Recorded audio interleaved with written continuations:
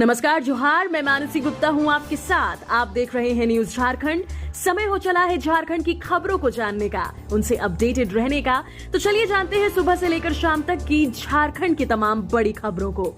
उससे पहले अगर आप न्यूज झारखंड चैनल पर नए हैं तो प्लीज चैनल को सब्सक्राइब करके बेल आइकन प्रेस कर दीजिए, जिससे आपके पास झारखंड की हर एक छोटी बड़ी खबर का अपडेट पहुंचता रहे। चलिए शुरुआत करते हैं आज की पहली और बड़ी खबर से।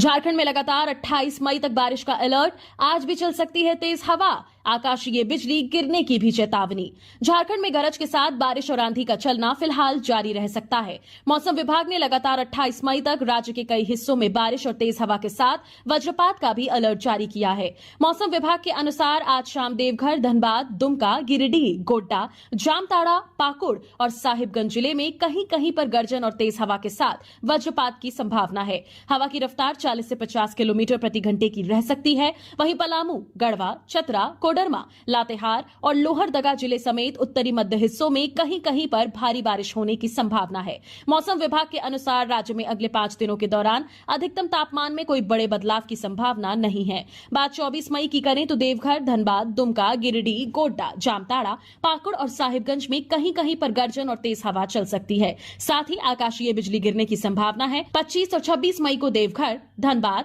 दुमका, गिरिडीह, गोड्डा, जामताड़ा, पाकुड़ और साहिबगंज के कहीं कहीं पर गर्जन और तेज हवा का झोंका चल सकता है। वज्रपात की भी संभावना बनी हुई है। 27 और 28 मई को राज्य में कहीं कहीं पर गर्जन और तेज हवा चलने के आसार हैं। वज्रपात भी हो सकती है। पिछले 24 घंटे में राज्य में लगभग सभी जगह पर आंधी और गर्जन वज्रपात के साथ हल्के से मध्यम दर्जे की बारिश हुई, जबकि कहीं कहीं पर भारी बारिश भी हुई। इस बड़ी वजह से आज दिल्ली जा सकते हैं सीएम हेमंत सोरेन। कई बड़े नेताओं से होगी मुलाकात। झारखंड के मुख्यमंत्री हेमंत सोरेन आज शुक्रवार को देश की राजधानी दिल्ली के लिए रवाना हो सकते हैं। सीएम कल 24 मई को नीति आयोग की बैठक में शामिल होंगे। प्रधानमंत्री नरेंद्र मोदी की अध्यक्षता में कल नीति आयोग शासी निकाय की बैठक होगी। इस बैठक में विभिन्न राज्यों के मुख्यमंत्री शामिल होंगे। इसके अलावा केंद्र शासित प्रदेशों के उपराज्यपाल और कई केंद्रीय मंत्री भी बैठक में हिस्सा लेंगे। इस बैठक में नगर विकास विभाग द्वारा विकसित भारत 2047 के तहत रोड पेश किया जाएगा। प्रधानमंत्री नरेंद्र मोदी की अध्यक्षता में कल 24 मई को नीति आयोग शासी निकाय की 10वीं बैठक होगी। शासी परिषद की पहली बैठक 8 फरवरी 2015 को हुई थी। शासी परिषद की यह बैठक हर साल होती है। पिछले साल 2024 में यह बैठक 27 जुलाई को प्रधानमंत्री मोदी की अध्यक्षता में हुई थी। सर्वजन पेंशन योजना, 2,14,000 लाभुकों को मिली योजना की राशि। तुरंत चेक करें अपना बैंक अकाउंट। झारखंड सरकार की सर्वजन पेंशन योजना के तहत राज्य के कुल 2,14,350 लाभुकों को योजना की राशि भेज दी गई है। कल गुरुवार को सभी लाभुकों के खाते में डीबीटी के माध्यम से राशि ट्रांसफर की गई। सभी लाभुकों को योजना के तहत 1,000 रुपए की राशि भेजी गई है। इसमें मुख्यमंत्री राज्य आदिम जनजाति पेंशन योजना के 335 लाभुकों, मुख्यमंत्री राज्य निराश्रित महिला सम्मान पेंशन योजना के 47,424 लाभुकों, मुख्यमंत्री राज्य वृद्धावस्था पेंशन योजना के 1,66,180 लाभुकों, एचआईवी पीड़ित सहायतार्थ पेंशन योजना के 404 लाभुकों और मुख्यमंत्री राज्य सामाजिक सुरक्षा पेंशन योजना थर्ड जेंडर के 7 लाभुकों के खाते में राशि हस्तांतरित की गई है।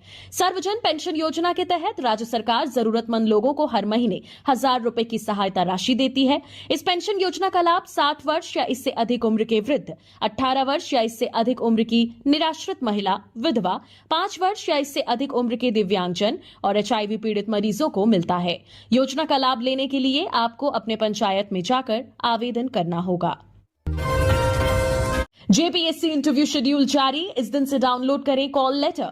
झारखंड लोक सेवा आयोग ने 11वीं और 13वीं संयुक्त सिविल सेवा मुख्य परीक्षा में सफल घोषित 864 अभ्यर्थियों के इंटरव्यू और दस्तावेज सत्यापन का कार्यक्रम जारी कर दिया है। आयोग द्वारा जारी शेड्यूल के अनुसार यह प्रक्रिया जून माह में आयोजित की जाएगी। डॉक्यूमेंट वेरिफिकेशन की प्रक्रिया 9 जून से 22 जून तक चलेगी, जो प्रतिदिन सुबह 10 बजे से आयोग के कार्यालय में आयोजित होगी। वहीं इंटरव्यू की शुरुआत 10 जून से होगी, जो 23 जून तक चलेगा। इंटरव्यू में शामिल होने वाले अभ्यर्थियों को सुबह 9:30 बजे तक रिपोर्ट करना अनिवार्य होगा। जेपीएससी ने सभी चयनित अभ्यर्थियों से अनुरोध किया है कि वे 24 मई से अपना कॉल लेटर आयोग की आधिकारिक वेबसाइट www.jpsc यूपीएससी.gov.in से रोल नंबर और जन्मतिथि के माध्यम से डाउनलोड कर लें। डॉक्यूमेंट वेरिफिकेशन के दौरान अभ्यर्थियों को अपने सभी मूल प्रमाण पत्रों के साथ उपस्थित होना अनिवार्य होगा। यदि किसी तकनीकी कारण से कॉल लेटर डाउनलोड नहीं हो पाता है तो अभ्यर्थी आयोग के हेल्पलाइन नंबर 9431-301-419 और 9431-301-636 पर सुबह 11 बजे से शाम 5 बजे तक संपर्क कर सकते हैं। इसके अलावा वे 9 जून से पहले आयोग कार्यालय में आवेदन देकर भी कॉल लेटर प्राप्त कर सकते हैं। पहली बार मॉल में खुलेंगी कंपोजिट शराब की दुकानें। सभी तरह की शराब मिलेगी। सुबह 10 से रात 11 बजे तक खुली रहेगी दुकान। उत्पाद एवं मद्य निषेध विभाग ने नई उत्पाद नीति की अधिसूचना जारी कर दी। इसके अनुसार राज्य में पहली बार मॉल में कंपोजिट शराब की दुकान खुलेगी। इसके माध्यम से देशी और मसालेदार देशी शराब भी मॉल में उपलब्ध हो सकेगी। इसके पहले मॉल में सिर्फ विदेशी शराब की दुकान का ही लाइसेंस दिया गया था। कंपोजिट शराब की दुकानों का मतलब है कि वैसी दुकान जहां एक ही लाइसेंस पर देसी शराब, देसी मसालेदार शराब, विदेशी शराब, बियर, वाहन या अन्य किसी भी प्रकार की शराब जिसे राज्य सरकार द्वारा मानव उपयोग के लिए अनुमति दी गई हो, बिक सकेगी। मॉल में शराब की कंपोजिट दुकान केवल वैसे मॉल में खोली जा सकेंगी जिसके कारपेट एरिया का क्षेत्रफल कम से कम 50,000 वर्ग फीट हो। एक मॉल में अधिकतम 2 दुकानें खोली जा सकेंगी। इस दुकान का न्यूनतम क्षेत्रफल कम से कम 200 वर्ग फीट होना चाहिए। इसके लिए लाइसेंस सामान्यतः एक वित्तीय वर्ष के लिए ही मिलेगा। मैया सम्मान योजना लाभुकों के लिए बड़ी खबर। सरकार ने 6 महीने का आवंटन किया जारी। अब समय पर होगा भुगतान। झारखंड सरकार की महत्वाकांक्षी मुख्यमंत्री मैया सम्मान योजना के लाभुकों के लिए खुशखबरी है। उन्हें अब राशि के आवंटन को लेकर चिंता नहीं करनी होगी। अगले महीने से तय समय पर लाभुकों के अकाउंट में राशि भेज दी जाएगी। जानकारी के अनुसार सरकार ने एकमुश्त 6 महीनों का आवंटन जारी कर दिया है। इसके बाद सितंबर तक लाभुकों को योजना की राशि मिलने में कोई परेशानी नहीं होगी। सूत्रों के मुताबिक इस महीने के अंत या जून माह के पहले हफ्ते तक लाभुकों को मई की लंबित बकाया राशि का भुगतान कर दिया जाएगा। इसी तरह जून के मध्य या आखिरी तक उस महीने की राशि भी लाभुकों के बैंक खातों में हस्तांतरित कर दी जाएगी। मालूम हो कि मुख्यमंत्री मैया सम्मान योजना के तहत राज्य की महिलाओं को हर माह राज्य सरकार की ओर से 2,500 रुपये दिए जाते हैं। बताया जा रहा है कि मैया सम्मान योजना के लाभुकों की संख्या में कमी आने की संभावना है। राज्य सरकार ने सभी जिलों को निर्देश दिए हैं कि योजना के लिए अयोग्य महिलाएं जैसे जो साधन संपन्न परिवार से आती हैं, इनका नाम सूची से हटा दिया जाए। इस स्थिति में कई लाभुकों का नाम लिस्ट से बाहर हो सकता है। बता दें कि मैया योजना का उद्देश्य राज्य की जरूरतमंद और आर्थिक रूप से कमजोर महिलाओं को वित्तीय सहायता देना है ताकि वे आत्मनिर्भर बनकर अपनी बुनियादी जरूरतें पूरी कर सकें। नई शराब नीति को लेकर युवाओं में नाराजगी। बोले आदिवासियों का भला चाहती सरकार तो गांव-गांव स्कूल खोलती। शराब नहीं, शिक्षा चाहिए। मैया सम्मान योजना नहीं, रोजगार चाहिए। कुछ इसी तरह के नारों के साथ इन दोनों गुमला की युवा सरकार की शराब नीति का विरोध कर रहे हैं। उनका कहना है कि शराब के सेवन के कारण समाज पूरी तरह से बर्बाद हो रहा है।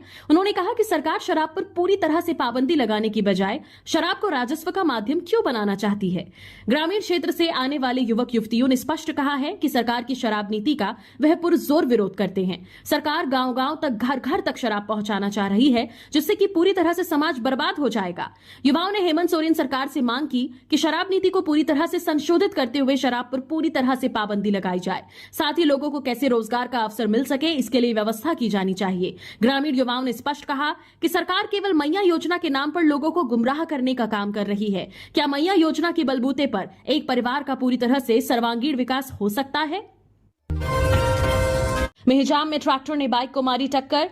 जियाजोरी मस्जिद के सामने इमाम की मौत, 2 अन्य घायल, चालक फरार। जामताड़ा के मेहजाम में गोराई नाला चड़का पहाड़ी के पास एक सड़क हादसे में जियाजोरी मस्जिद के इमाम जहांगीर अंसारी की मौत हो गई। ईंट से लदे एक ट्रैक्टर ने उनकी बाइक को पीछे से टक्कर मार दी। 40 वर्षीय जहांगीर अंसारी और 2 अन्य बाइक सवार गंभीर रूप से घायल हो गए। दोनों को तत्काल अस्पताल पहुंचाया गया। जहांगीर अंसारी को गंभीर स्थिति में धनबाद रेफर किया गया। वहां इलाज के दौरान उनकी मृत्यु हो गई। पुलिस ने दुर्घटनाग्रस्त वाहन को अपने कब्जे में ले लिया है। हादसे के कारणों की जांच की जा रही है। पुलिस ट्रैक्टर चालक की लापरवाही और अन्य संभावित कारणों की जांच कर रही है। मृतक जहांगीर अंसारी डुमरिया पालोजोरी के निवासी थे। वे जियाजोरी मस्जिद में इमाम के पद पर कार्यरत थे। उनकी मौत से क्षेत्रों में शोक की लहर है। स्थानीय लोग उनके परिवार के प्रति संवेदना व्यक्त कर रहे हैं। 27 नक्सलियों के एनकाउंटर के बाद जवानों का जश्न, नाच गाकर रंग गुलाल उड़ाए। परिजनों ने आरती उतारी। 10 करोड़ का इनामी था बसवा राजू। बसवा राजू देश का सबसे बड़ा मोस्ट वांटेड नक्सली था। 6 राज्यों की पुलिस को इसकी तलाश थी। अंततः अबूझमाड़ में डीआरजी जवानों के हाथों बसवा राजू मारा गया। इसके साथ ही अन्य 26 नक्सली मारे गए हैं। इनमें 25 लाख का इनामी जंगू भी शामिल है। बसवा राजू नक्सल संगठन में पोलित ब्यूरो मेंबर और नक्सल संगठन महासचिव के पद पर था। एनकाउंटर करने के बाद जवानों ने सभी नक्सलियों की लाश के सामने ही जंगल में जश्न मनाया। साथ ही नारायणपुर शहर में आतिशबाजी की गई, पटाखे फोड़े गए। ऐसा इसलिए क्योंकि देश में हुई अधिकांश नक्सल घटनाओं का यही मास्टरमाइंड था। इसलिए डीआरजी जवानों ने इसकी मौत का जश्न मनाया। बसवा राजू के अलावा नक्सल संगठन के 26 और नक्सलियों का एनकाउंटर किया गया।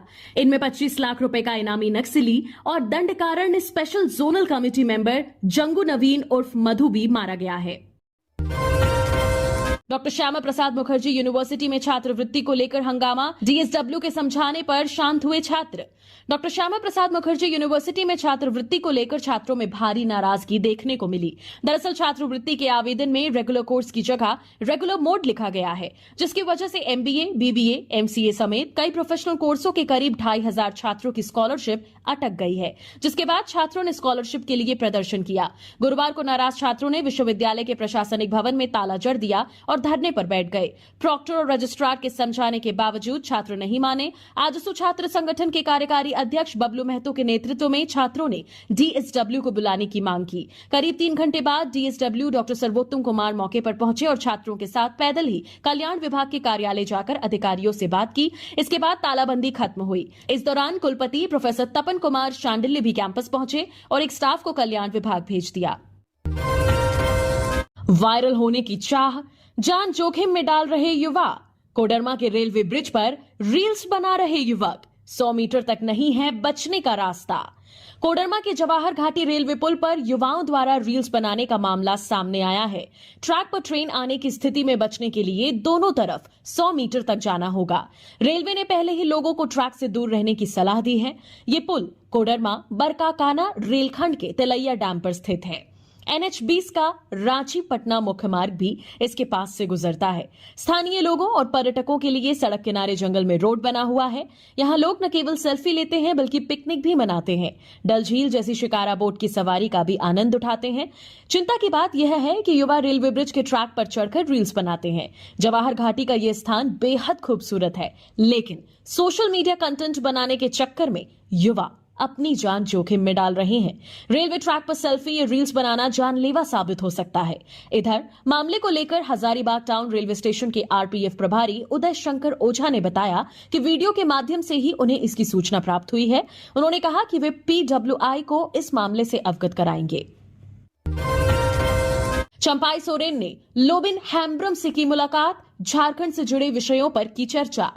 पूर्व मुख्यमंत्री चंपाई सोरेन ने आज बीजेपी के वरिष्ठ नेता लोबिन हेम्ब्रम से मुलाकात की। चंपाई सोरेन ने लोबिन हेम्ब्रम से संथाल परगना में आदिवासी अस्तित्व एवं अस्मिता की रक्षा के लिए चल रहे आंदोलन समेत झारखंड से जुड़े विभिन्न विषयों पर चर्चा की। इसकी जानकारी चंपाई सोरेन ने सोशल मीडिया हैंडल एक्स पर दी। Ratu road elevated corridor, ramp के सामने मंदिर व गुमटी होने से परेशानी। रातू रोड एलिवेटेड कॉरिडोर का काम लगभग पूरा हो गया है। इस कॉरिडोर के फिनिशिंग का काम अब चल रहा है। कचहरी और रातू रोड पिस्का मोड़ के आगे रैंप भी उतर गया है, लेकिन एनएचएआई को अब भी एक समस्या सामने आ रही है। वह है कचहरी के पास जो रैंप उतारा गया है उसके बीचों बीच एक मंदिर पड़ रहा है। एक पान गुमटी भी अभी चल रही है। इनको अब तक हटाया नहीं जा सका है। मंदिर होने से वहां का रास्ता भी काफी संकरा हो जा रहा है। ऐसे में रैंप के जरिए वाहन उतरेंगे तो मंदिर सामने आ रहा है, जिसमें आवागमन बाधित होगा, दुर्घटना की भी आशंका रहेगी। एनएचएआई के अधिकारियों ने बताया कि मंदिर का हस्तांतरण करने का निर्णय हुआ है। वहीं पर सामने सड़क किनारे एनएचएआई की भूमि पर नया मंदिर बनवाया जा रहा है। इसका काम जारी है। हालांकि स्थल पर जाने से यह पता चल रहा है कि वहां कई दिनों से काम नहीं चल रहा है। नया मंदिर पूरी तरह से बनने में काफी विलंब होगा। वहीं एनएचएआई व संवेदक यह चाह रहा है कि प्रशासन जल्द मंदिर शौचालय शिफ्ट कराए, पर अभी तक एनओसी नहीं मिला है। ऐसे में रातू रोड फ्लाईओवर को चालू करने में कुछ विलंब लग रहा है। चिड़िया में आंधी और पानी ने मचाई तबाही, घर के ऊपर गिरा पेड़, कई घायल। पश्चिमी सिंहभूम जिले के मनोहरपुर प्रखंड में बुधवार की शाम तेज आंधी तूफान ने चिड़िया और आसपास के क्षेत्र में खूब तबाही मचाई। देर शाम करीब 8 बजे तेज आंधी और पानी के बीच चिड़िया के बाजार हाता में एक बड़ा पेड़ 2 घरों के ऊपर गिर गया। इस हादसे में बाजार हाता निवासी 71 वर्षीय लक्ष्मी खंडाइत, 60 वर्षीय सुलेखा हरिचंद, 37 वर्षीय अमर हंस घायल हो गए। तीनों का सिर फट गया। इधर सीमान निवासी 50 वर्षीय राम संडील के घर का टीना उड़ गया, जिसे बचाने के दौरान राम संडील का बायां हाथ बुरी तरह जख्मी हो गया। सभी घायलों को इलाज के लिए चिड़िया के सेल अस्पताल में भर्ती कराया गया है। दूसरी ओर जोरदार हवा से चिड़िया माइंस रोड में दर्जनों की संख्या में पेड़ गिर गए, जिससे माइंस से लौट रहे दर्जनों मजदूर, सेल कर्मी व सेल अधिकारी रास्ते में फंस गए। देर रात सभी को वहां से बाहर निकाला गया।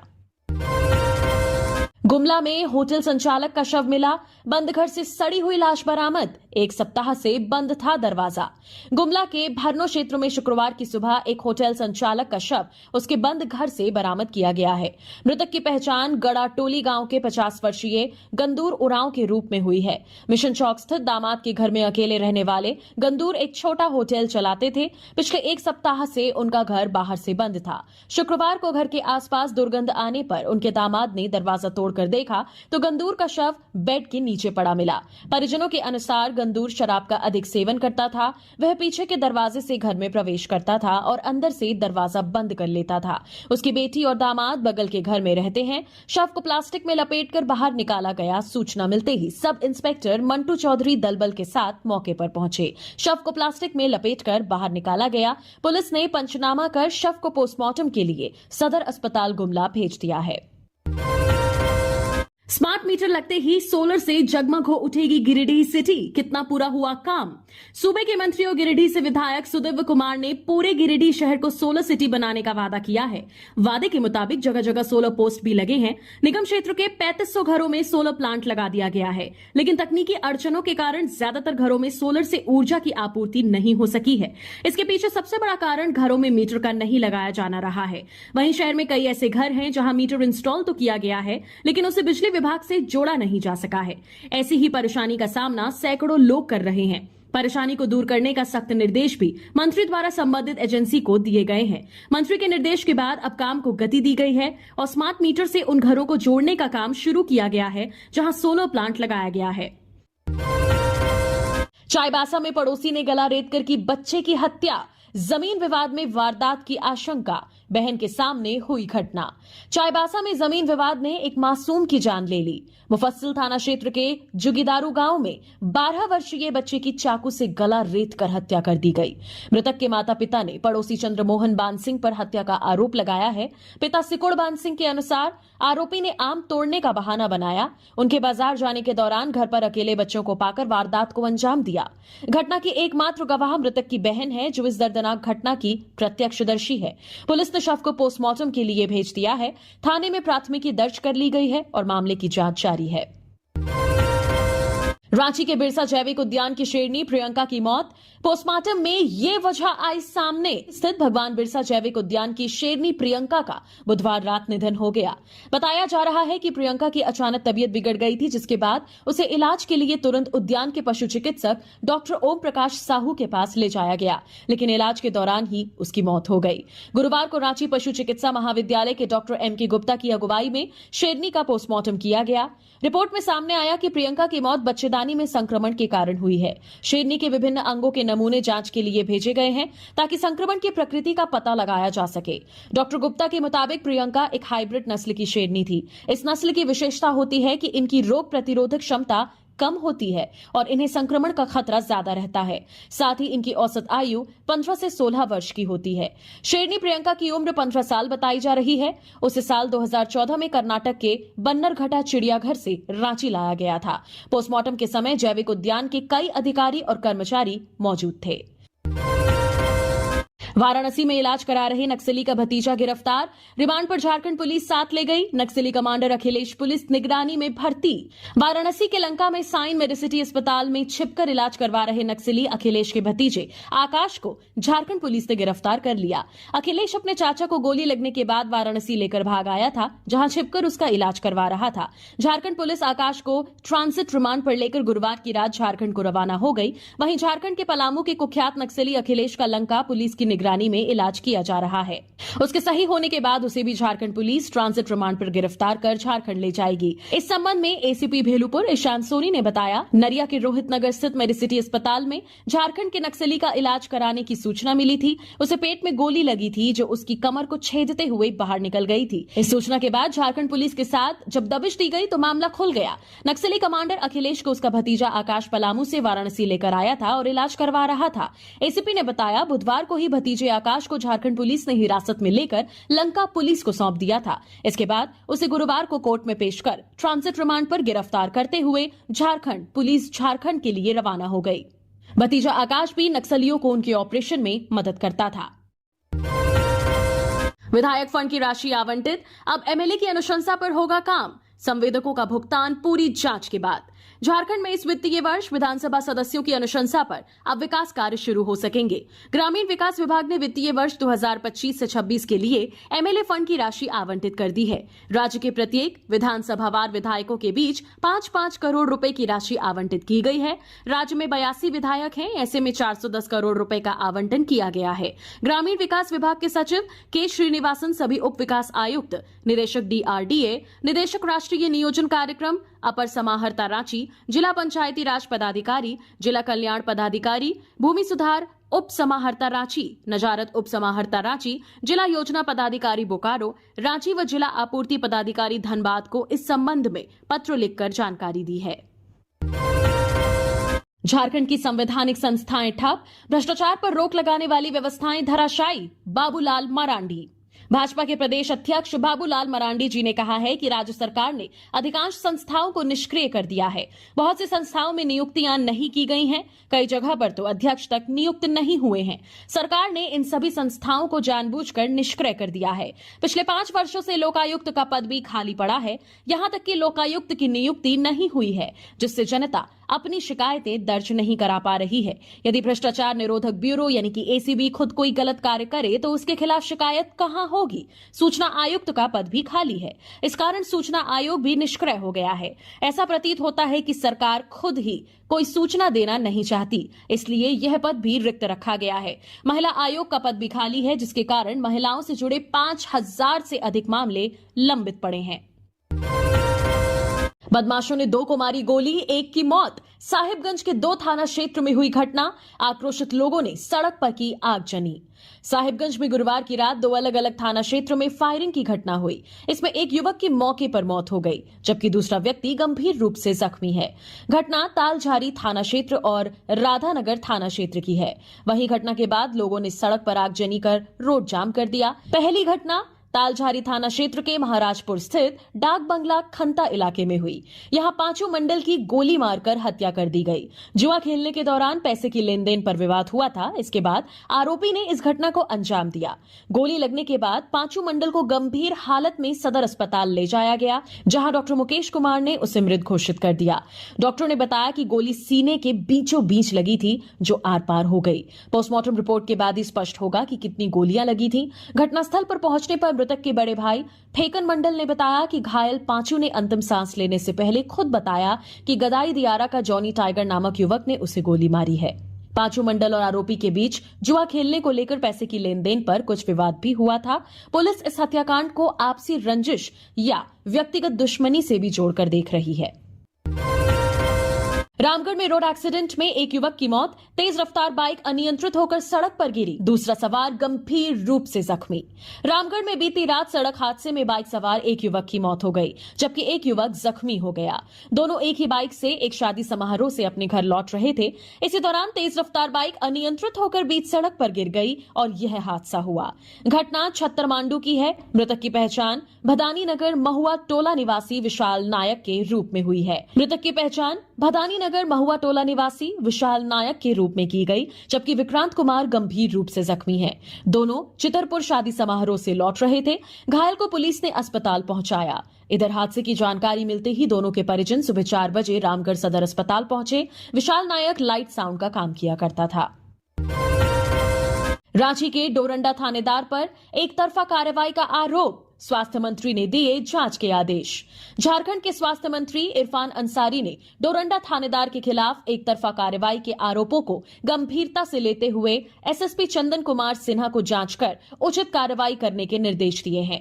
मामला 20 मई को रांची के डोरंडा थाना क्षेत्र अंतर्गत पत्थर रोड में हुए दो पक्षों के बीच विवाद से जुड़ा है।